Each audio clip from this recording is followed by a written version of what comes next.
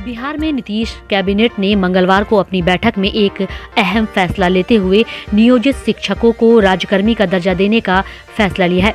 बिहार विद्यालय वरिष्ठ शिक्षक नियमावली 2023 के तहत राज्यकर्मी का दर्जा दिया जाएगा। सूत्रों की प्राप्त जानकारी के अनुसार बिहार के कैबिनेट की बैठक में मंगलवार को कुल 29 एजेंडों पर मुहर लगी है। आपको बता दें कि इसके साथ ही अब बिहार के नियोजित शिक्षकों को राज्यकर्मी का दर्जा मिल गया है। यानी कि नए साल से पहले बिहार के 4.25 लाख नियोजित शिक्षकों को नीतीश सरकार ने नए साल से पहले बड़ी खुशखबरी दी है। इसके साथ ही विशिष्ट शिक्षक पद नाम में भी संशोधन किया गया है। अब नियोजित शिक्षक सहायक अध्यापक कहलाएंगे। इसके साथ ही बीपीएससी से पास वैसे नियोजित शिक्षकों को परीक्षा से मुक्ति मिलेगी जो कि मेरिट के साथ साथ क्वालिफाइड मार्क्स पूरा कर रहे हैं। वहीं नियोजित शिक्षक राज्यकर्मी का दर्जा पाते ही ऐच्छिक स्थानांतरण, प्रमोशन, वेतन बढ़ोतरी, डीए समेत सभी सुविधाओं का लाभ मिलेगा। शिक्षकों को इसके लिए महज मामूली सक्षमता परीक्षा देनी होगी। सूत्रों से प्राप्त जानकारी के अनुसार बिहार विद्यालय परीक्षा समिति को सक्षमता परीक्षा लेने की जिम्मेदारी दी जाएगी। बताते चले कि पिछले 2 दशकों से नियोजन इकाई से बहाल नियोजित शिक्षक राज्यकर्मी का दर्जा पाने के लिए लगातार प्रयास कर रहे थे। सरकार के इस फैसले से बिहार के 4.25 लाख शिक्षकों और उनके परिवार वालों को नए साल से पहले ही नए साल का सरकार ने एक बड़ा तोहफा दिया है। कक्षा 1 से 5 के जो है अगली श्रेणी जो होगी वो 6 से 8 श्रेणी में 8 वर्ष में होगा। 6 से 8 वाले जो है 8 वर्ष के बाद 6 से 8 वर्ष होगा। 11 से 9 से 10 वाले हैं वो 8 वर्ष में प्रमोशन होगा और 11 से 12 में 8 वर्ष होगा। यह व्यवस्था के साथ ही साथ जो ये लोग अब विशिष्ट शिक्षक बनेंगे उनको पहले 3 ऑप्शन देने पड़ेंगे जिन्होंने और सरकार उनके ऑप्शन के हिसाब से वो था बिहार विद्यालय विशिष्ट शिक्षक नियमावली 2023। इसके अंतर्गत जो हमारे आज के दिन में पंचायत में, जिला परिषद में, पंचायत समिति और नगर निकाय में जितने भी हमारे शिक्षक कार्यरत हैं उनको सरकारीकरण करने का निर्णय सरकार ने लिया और उनको जो नामकरण उनका किया गया है। सभी इस प्रकार के शिक्षकों को विशिष्ट शिक्षक के रूप में नाम रखा जाए। अभी ये व्यवस्था ये की गई है कि जितने भी निकाय के शिक्षक हैं इन सभी टीचर्स को पहले सरकारी शिक्षक के रूप में अपने ही वेतनमान जो आज के दिन में उनका वेतनमान है उसमें दिया जाएगा। उसके पश्चात उनको परीक्षाएं लिखनी पड़ेगी, परीक्षा लिखनी पड़ेगी जो विभाग तय करेगी कि कौन कंडक्ट करे। कोई सरकारी संस्था भी उसकी परीक्षा ली जाएगी। परीक्षा लेने के बाद सभी शिक्षक जो है जो वेतनमान है जो सरकार द्वारा जो अन्य वेतनमान जो अभी बीपीएससी वाले जो वेतनमान वो दिया जाएगा। उनको 3 अटेम्प्ट दिए जाएंगे, 3 बार ये परीक्षा होगी और अगर 3 बार ये परीक्षा नहीं होगी तो जो बच जाएंगे फेल हो जाएंगे या ध्यान में नहीं दिया है उसके बारे में सरकार अलग से नहीं देगी। ये विशिष्ट शिक्षक हैं उनको प्रमोशन का भी व्यवस्था है। वर्ष कक्षा 1 से 5 के जो हैं अगली श्रेणी जो होगी वो 6 से 8 की श्रेणी में 8 वर्ष में होगा। 6 से 8 वाले जो हैं 8 वर्ष के बाद 6 से 8 वर्ष होगा।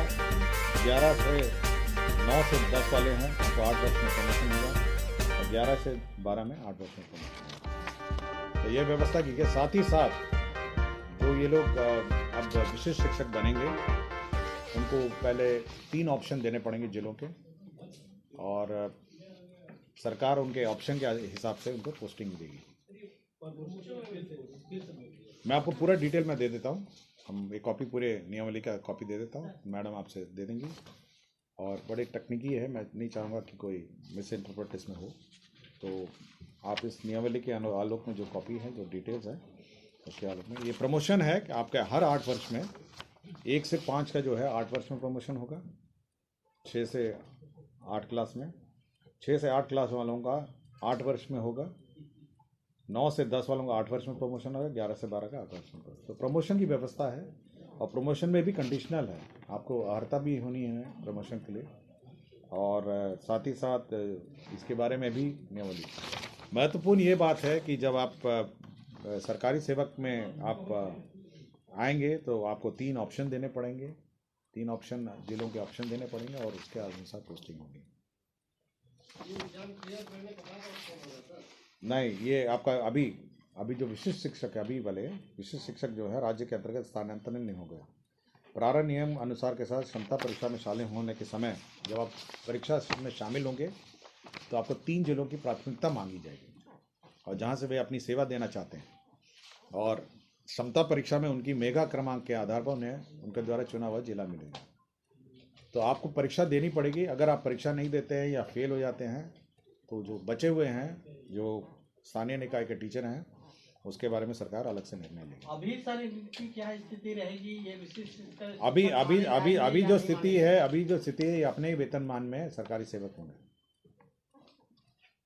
ठीक है, तो आपको मैं पूरा डिटेल दे देता हूँ, आप मैडम से ले लीजिए। ठीक है, टोटल कितने होंगे सर ऐसे टीचर?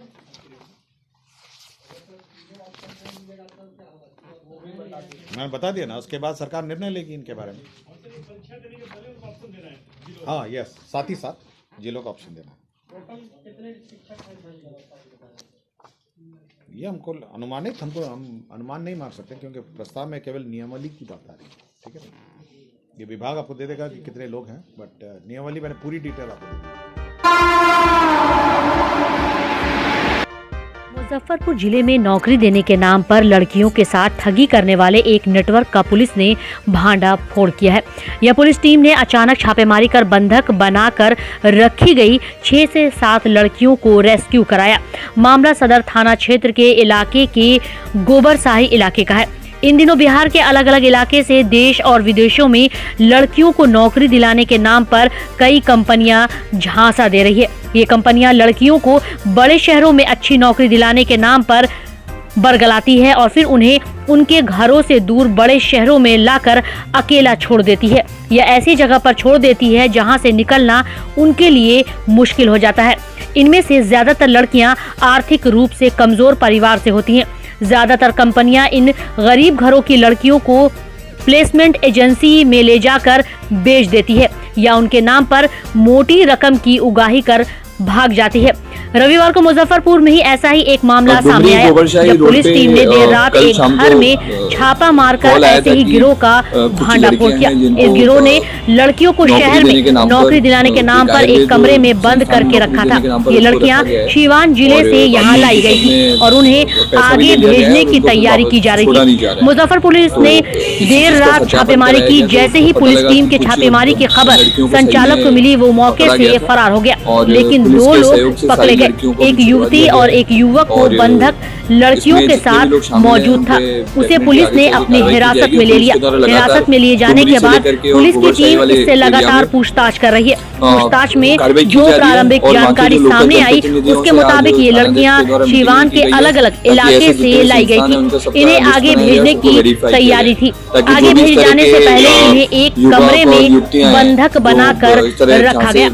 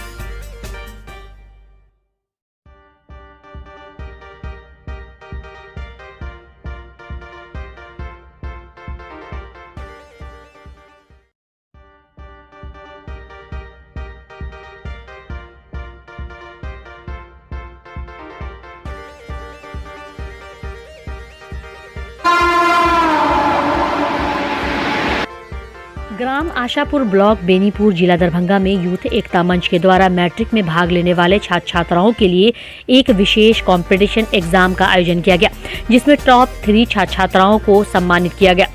वहीं आपको बता दें कि इस यूथ एकता मंच के अध्यक्ष इंतखाब आलम, उपाध्यक्ष आज़ाद आलम, सचिव रहमत खान और सभी सदस्य शामिल रहे और स्पेशल गेस्ट के तौर पर आए बेनीपुर नगर परिषद के मुख्य पार्षद मोहम्मद इकबाल, दरभंगा नगर निगम वार्ड नंबर 1 के पार्षद पप्पू खान, बेनीपुर नगर परिषद के वार्ड 20 के पार्षद शबनम खातून, दरभंगा नगर निगम वार्ड 29 के पार्षद मुन्ना खान, मीडिया प्रभारी मोहम्मद प्यारे, बेनीपुर गर्ल्स हाई स्कूल के प्रधानाध्यापक मोहम्मद आजम खान, सनवार हाई स्कूल के शिक्षक मस्कूर आलम और आशापुर गांव के वरिष्ठ लोगों के द्वारा सभी सफल छात्र और छात्राओं को सम्मानित किया गया।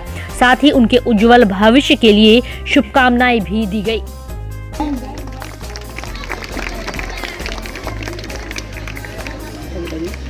सब लोग साथ साथ दुआ भी करते जाएं।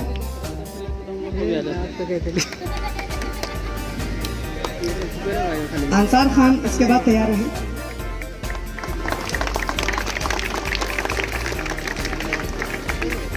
तो एक फोटो के लिए रुक भी जाया करें, दो सेकंड लगता है।